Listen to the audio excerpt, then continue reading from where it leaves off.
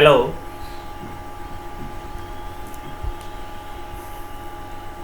Hello and welcome to my YouTube channel. और आज के इस वीडियो के अंदर बात करेंगे मैग्नेटिक इफेक्ट ऑफ करंट के लेक्चर के पार्ट 3 के बारे में। इससे पहले हमारे पास 2 पार्ट आ चुके हैं और दोनों ही पार्ट्स के अंदर हमने पहले के अंदर कंपैरिजन करा था, दूसरे के अंदर हमने क्या पढ़े, हमने अलग अलग तरह के फॉर्मूलेज पढ़े और आज हम करेंगे अलग अलग तरह के न्यूमेरिकल्स। सो देखिए, सबसे पहले न्यूमेरिकल्स की बात की जाए तो न्यूमेरिकल क्या आता है कि हमारे पास एक मैग्नेट है। इस मैग्नेट को हमने क्या करा, 2 पार्ट्स में तोड़ दिया। अब 2 पार्ट्स में तोड़ने का तरीका क्या है, या तो ऐसे कट कर सकते हैं या ऐसे कट कर सकते हैं।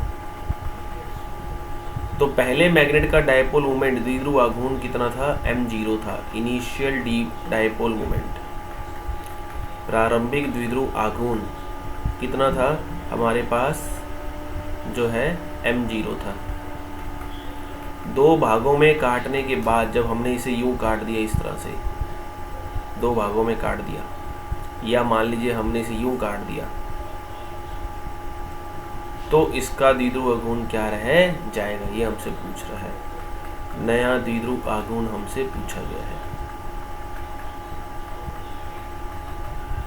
ठीक, तो देखिए ऐसे क्वेश्चंस को कैसे करना है, चलिए करते हैं शुरू। सो देखिए, जब हम इसे 2 पार्ट्स में कट करेंगे, जब इसे 2 पार्ट्स में कट करेंगे तो मान लीजिए ये लेंथ जो है पहले L है और उसकी जो ध्रुव सामर्थ्य है वो कितनी है, QM है। तो जो पहले था द्विध्रुव आघूर्ण वो कितना था, वो था QM इंटू L। अब हमने 2 भागों में बांट दिया तो इसमें लंबाई क्या हो गई, आधी हो गई। और आपको पता हो तो जैसे हम यहाँ 900 बांटते तो यहाँ भी क्या बन जाएगा, -QM बन जाएगा। तो ऐसे में नया वाला क्या हो जाएगा, तो नया वाला मान लेते हैं m1 हो जाएगा। तो QM तो उतने का उतना ही है और L की यहाँ क्या हो गया, L/2 हो चुका है। तो यहाँ कितना हो जाएगा, m0/2 हो जाएगा। तो यदि किसी चुंबक को, मैग्नेट को 2 बराबर भागों में बांटा जाएगा, ऐसे वाले केस में, कब, ये क्या है, ये है लंबाई के लंबवत, लंबाई के लंबवत, इसे बोलते हैं परपेंडिकुलर टू मैग्नेटिक एक्सिस। ठीक है, चुंबकीय अक्ष के लंबवत, ये है अलोंग द मैग्नेटिक एक्सिस, चुंबकीय अक्ष के अनुदिश। अब जब हम इसे ऐसे काटेंगे तो ऐसे काटने पर क्या होगा कि जो पोल का एरिया है वो कम हो जाएगा। देख रहे हो आप कि यहाँ पर पोल का एरिया जो है वो कम हो जाएगा। तो हम ऐसे में क्या कहते हैं कि जो ध्रुव सामर्थ्य होती है, जो ध्रुव सामर्थ्य होती है QM, वो पोल के एरिया के समानुपाती होती है, पोल के एरिया के समानुपाती होती है। तो ऐसे में जब हमने इसे काटा तो पोल एरिया क्या हो गया, हाफ हो गया। तो पोल एरिया हाफ हो गया तो पोल जो स्ट्रेंथ है, मान लेते QM1, वो भी पहले की क्या हो जाएगी, हाफ हो जाएगी। अब वो यदि पहले की हाफ हो गई तो नया जो द्विध्रुव आघूर्ण है वो कितना है, QM1 इंटू लंबाई तो अभी भी L है। तो M1 बराबर QM1 कितना हो चुका है, QM/2 हो चुका है इंटू L। तो M1 बराबर कितना आएगा, M1 बराबर आएगा m0/2। ठीक है, तो ये हमारे पास आ जाएगा m0/2। कब, जब हमने चुंबक को क्या किया, 2 बराबर भागों में बांट दिया। नेक्स्ट आता है, देखिए एक और क्वेश्चन कि हमारे पास क्या है, हमारे पास इस तरीके से एक चुंबकीय तार है। ठीक है, चुंबकीय तार मतलब कि चुंबक की तरह तार है और इसकी जो लंबाई है वो कितनी है, L है, और उसका द्विध्रुव आघूर्ण कितना है, M है। अब तार को मोड़कर अर्धवृत्त बना दिया गया, तार को अर्धवृत्त के रूप में मोड़ दिया गया, में मोड़ दिया गया। Now wire band in A form of circle, now wire band in A form of semi circle.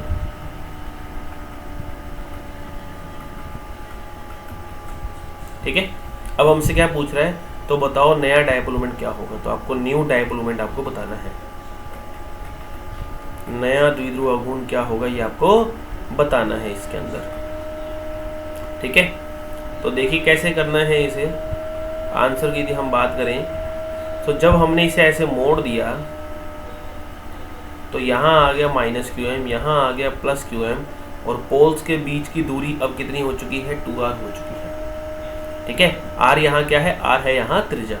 अब त्रिज्या कैसे निकालेंगे, तो देखिए पाई इंटू आर, आधे वृत्त की परिधि, आधे वृत्त की सरकमफेरेंस की लंबाई क्या होगी, पाई इंटू आर, और पाई इंटू आर किसके बराबर होगा, एल के, तो आर किसके बराबर होगा, एल अपॉन पाई के। तो पहले द्विध्रुव घूर्ण कितना था, पहले था द्विध्रुव घूर्ण एम, और एम किसके बराबर था, क्यू एम इंटू एल के।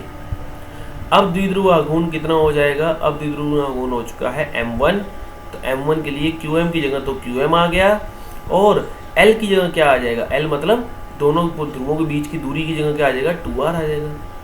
अब 2r किसके बराबर है, 2r बराबर है या r बराबर है l अपॉन पाई के, तो जगह 2l अपॉन पाई के। ठीक है, अब ऐसे में तो हमारे पास जो m1 आ गया वो m1 आ चुका है हमारे पास, देखिए qm into 2l upon are.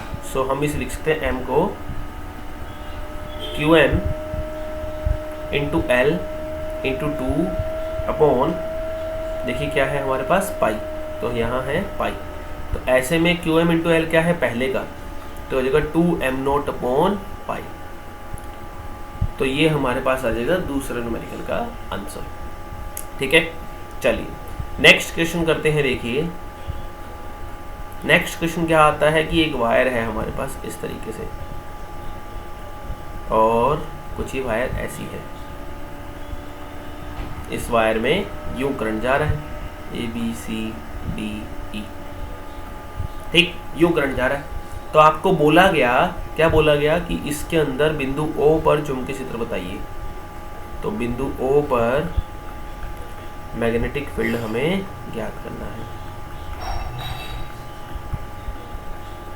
तो देखो ऐसे में क्या होगा, आंसर करते हैं हम।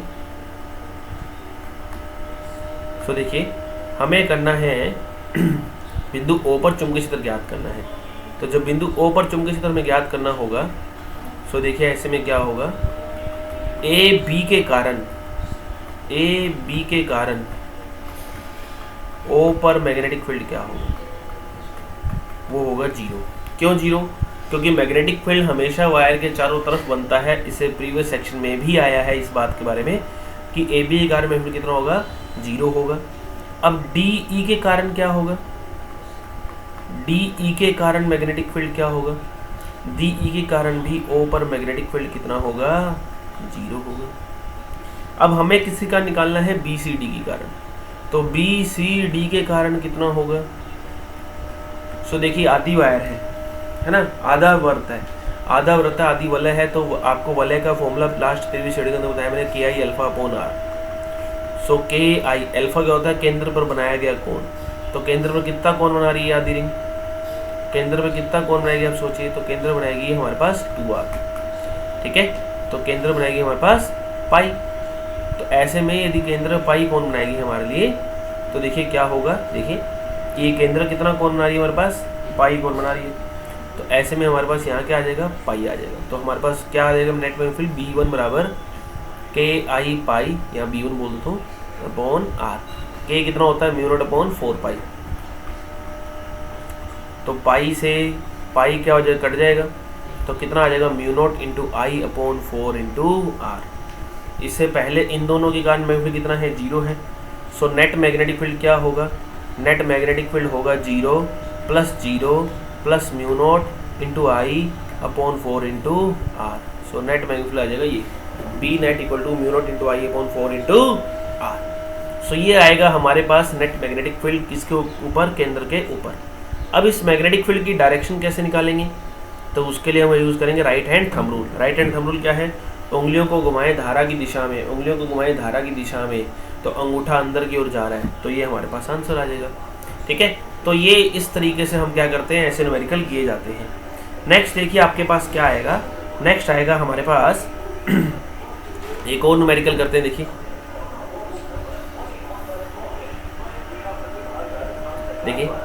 ऐसे न्यूमेरिकल आपको मतलब इस लेवल तक के आपको नॉर्मल मिल जाते हैं। ठीक है, इससे ज़्यादा लेवल के आपको न्यूमेरिकल मिलने वाले नहीं है। मैक्सिमम टाइम तो आपसे यही पूछता है कि बताइए कि जो है डायरेक्शन क्या होगी, चुंबकीय क्षेत्र की दिशा क्या होगी, ऐसे क्वेश्चन आपसे पूछता है। तो अब हम नेक्स्ट न्यूमेरिकल की जगह अब हम करते हैं क्या, अब हम करते हैं next magnetic dipole moment of an electron. Magnetic dipole moment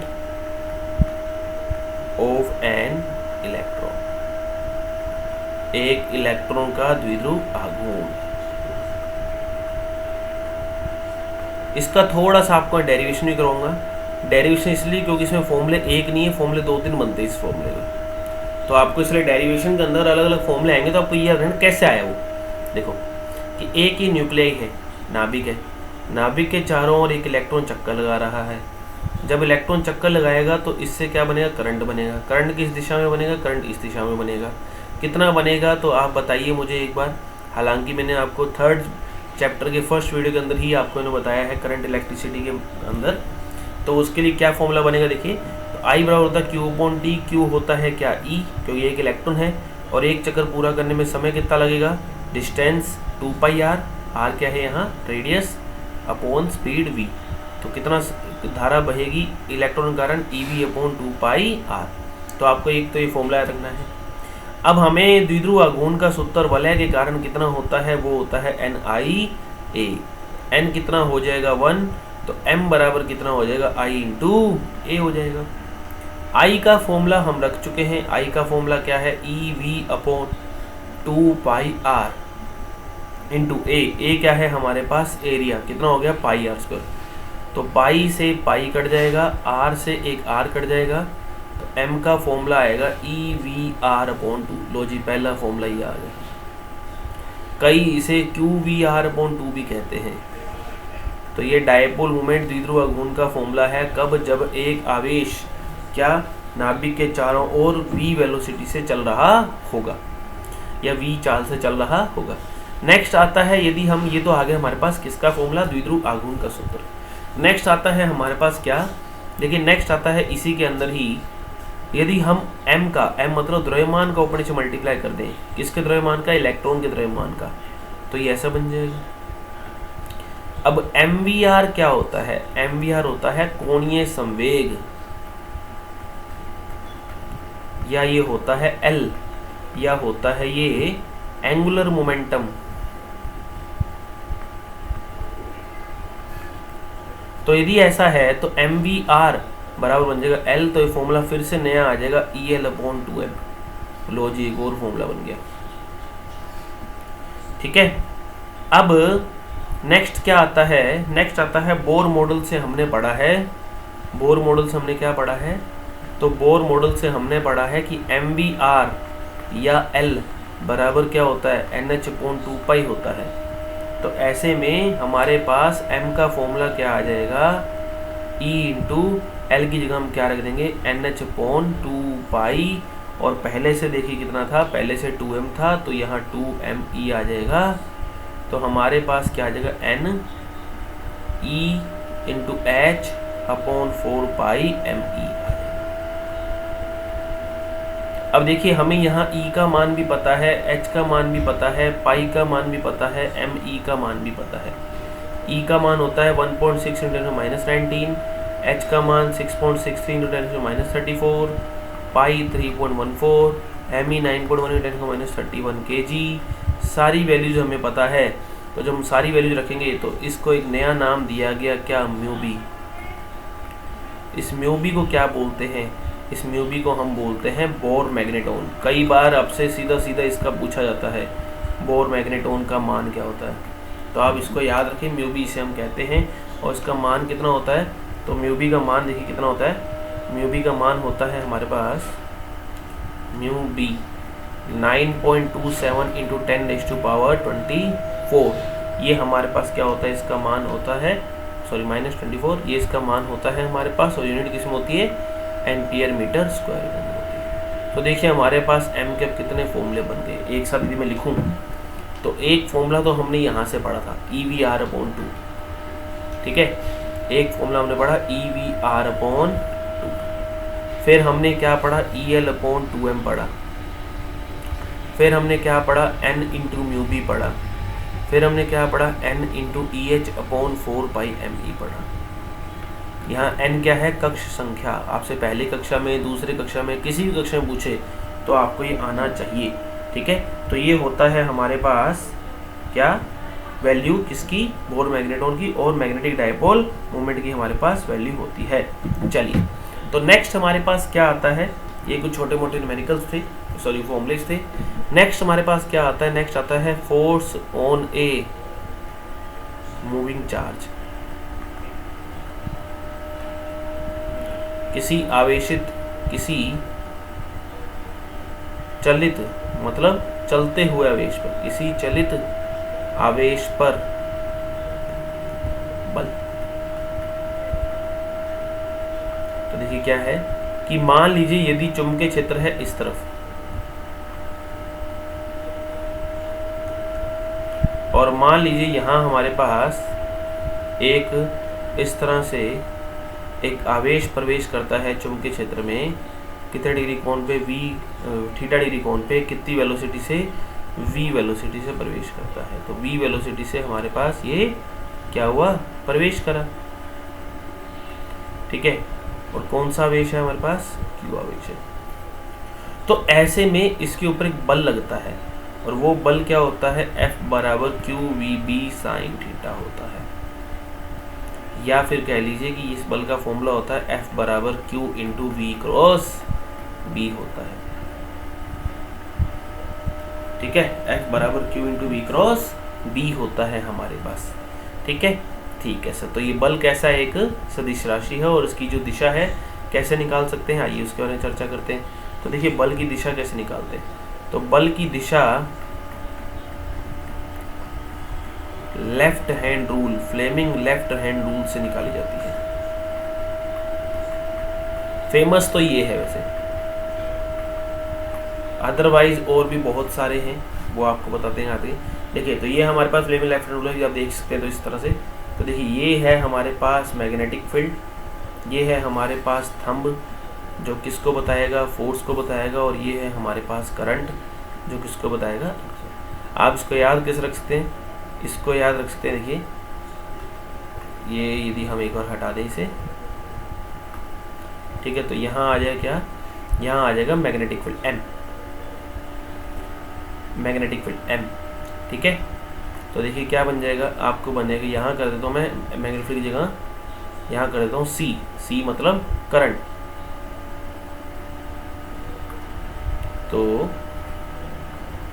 तो ये बन जाएगा FMC, क्या बनेगा, फादर मदर चाइल्ड। फादर मतलब फोर्स थंब, मदर मतलब मैग्नेटिक फील्ड, क्या, फोर फिंगर। फोर फिंगर कौन सी होती है, अंगूठे की जैसे साथ वाली उंगली, जिसे हम क्या कहते हैं, तर्जनी उंगली भी कहते हैं। और फिर चाइल्ड मतलब करंट, ये कौन बताएगा, मिडल फिंगर, ठीक है। तो ये आपको ध्यान रखना है। अब कैसे यूज करना है, तो इसके लिए हम एक अलग से न्यूमेरिकल से समझते हैं, देखो कैसे। तो सुनो, मान लेते हैं हमारे पास ये चुंबकीय क्षेत्र कुछ इस तरह से, ठीक। अब क्या हुआ कि इसमें एक जो आवेश है वो यूं जा रहा था, ये आवेश यूं जा रहा था। तो पहले आप स्क्रीन पॉज करके आप बताइए कि जो आवेश बल है वो किस तरफ लगेगा, लेफ्ट में, राइट में, ठीक है, और इनवर्ड अंदर की ओर लगेगा बल, या लगेगा आउटवर्ड बाहर की ओर लगेगा। सो देखिए कैसे करना है, तो सुने।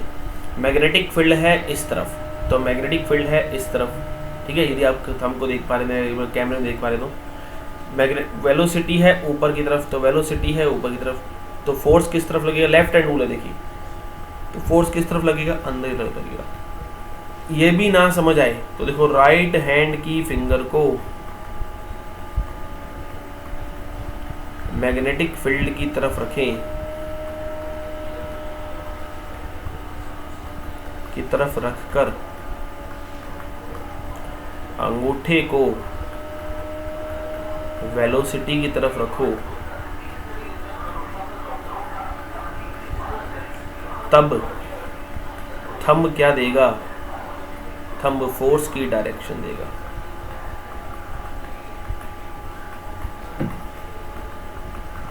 ठीक है, तो आप देख सकते हैं, करके देखिए कि मैग्नेटिक फील्ड की तरफ उंगलियां, थंब करंट की ओर, हथेली किस ओर है, अंदर की ओर, तो अंदर की ओर आंसर आ जाएगा। चलो एक और करते हैं क्वेश्चन। क्वेश्चन क्या है देखो कि इस बार मैग्नेटिक फील्ड है अंदर की ओर, चुंबकीय क्षेत्र है अंदर की ओर,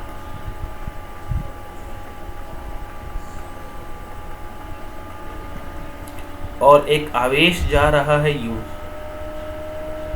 ठीक है, एक आवेश जा रहा है यूं, ये Q1 है, ये Q2 है। तो स्क्रीन पॉज करके आप बताइए कि Q1 पर फोर्स किस तरफ लगेगा, जो आसान लगे वो करिए, ठीक है। चलिए कर लिया, आओ चेक करते हैं। मैग्नेटिक फील्ड की तरफ उंगलियां रखें, रख दी हमने, थंब को वेलोसिटी की तरफ रखें, रख दी हमने, पाम किस तरफ है हमारी, ऊपर की ओर है, तो फोर्स लगेगा ऊपर की ओर। अब किसी बालक को ये भी ना समझ आए तो लेफ्ट हैंड रूल यूज़ करते हैं।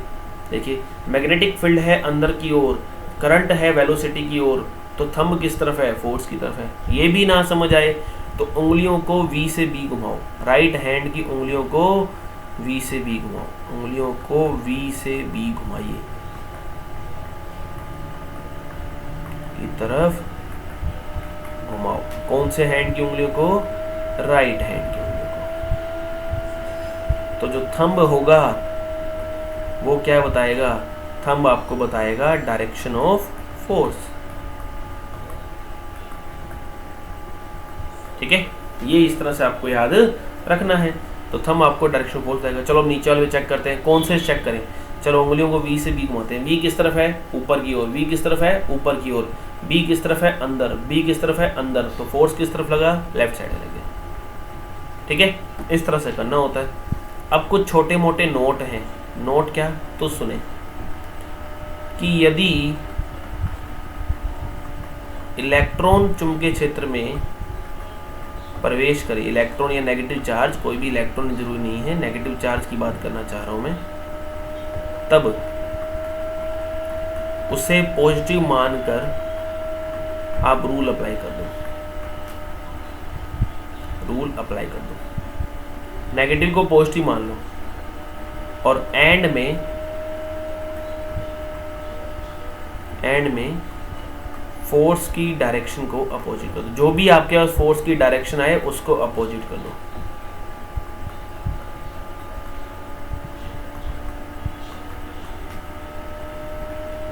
ठीक है। जैसे कि मान लो कि ये इस तरह से है, मान लीजिए अब एक इलेक्ट्रॉन जो है वो यूं चल रहा है, तो इलेक्ट्रॉन यूं चल रहा है, तो यदि मैं फोर्स निकालता तो कैसे आता, V किस तरफ है, इस तरफ है ना। जैसे ये से करते हैं कि मैग्नेटिक फील्ड की तरफ क्या रखनी है, हमें उंगलियां रखनी है, V ऊपर की तरफ रखना है, फोर्स आता अंदर की ओर, फोर्स किस तरफ आता, अंदर की ओर। लेकिन इलेक्ट्रॉन है तो फोर्स किस तरफ आ जाएगा, बाहर की ओर आएगा। क्यों, क्योंकि इलेक्ट्रॉन कैसा चार्ज होता है, नेगेटिव चार्ज होता है, ठीक है। दूसरा, न्यूट्रॉन पर कोई प्रभाव नहीं पड़ता, न्यूट्रॉन पर इलेक्ट्रिक फील्ड का या मैग्नेटिक फील्ड का कोई प्रभाव नहीं पड़ता। क्यों नहीं पड़ता, क्योंकि उसके पास कोई चार्ज नहीं है। नेक्स्ट तीसरा, ये जो हमने फॉर्मूला देखा F बराबर Q into V cross B, यहाँ जो फोर्स है वो वेलोसिटी के भी परपेंडिकुलर है, और यहाँ जो फोर्स है वो मैग्नेटिक फील्ड के भी परपेंडिकुलर है। तो ऐसे में इस फोर्स के द्वारा किया गया कार्य, work done by this force is 0। तो इसका मतलब यह बल वेलोसिटी चेंज कर सकता है, वेलोसिटी में डायरेक्शन बदल सकता है, पर स्पीड नहीं, क्योंकि किया गया कार्य होता है काइनेटिक एनर्जी में अंतर के बराबर। अब बल तो है 0, तो मतलब काइनेटिक एनर्जी में परिवर्तन भी कितना आएगा, 0 आएगा।